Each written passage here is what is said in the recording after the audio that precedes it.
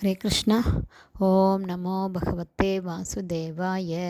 நாராயணம் நமஸ்கிருத்யம் நரம் சைவ நரோத்தமம் தேவீம் சரஸ்வதீம் யாசம் ததோ ஜெயம் உதீரயேத்.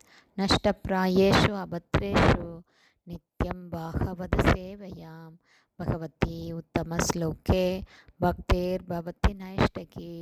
முகம் கரோதி வாச்சாலம் பங்கும் லங்காயதே கிரிம் யத்கிருபா தமகம் வந்தே ஸ்ரீகுரும் தீனதாரிணம் பரமானந்த மாதவம் ஸ்ரீ சைத்தன்ய ஈஸ்வரம்.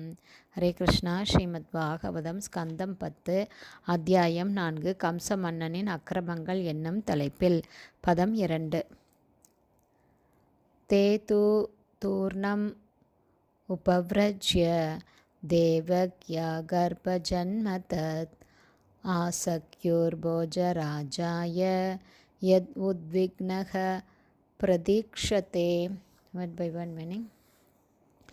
தே எல்லா காவலர்களும், தூ உண்மையில், தூர்ணம் மிக விரைவாக, உபவ்ரஜ்ய அரசன் முன்னால் சென்று, தேவக்யா தேவகியின், கர்ப்பஜன்ம கர்ப்பத்திலிருந்து பிறந்ததை, தத் அது குழந்தை, ஆசக்யோ கூறினார்கள், போஜராஜாய போஜராஜனான கம்சனிடம், யத் யாரின், உத்விக்ன மிகவும் கவலையுடன், பிரதீக்ஷதே குழந்தையின் பிறப்பிற்காக காத்திருந்தான். டிரான்ஸ்லேஷன்.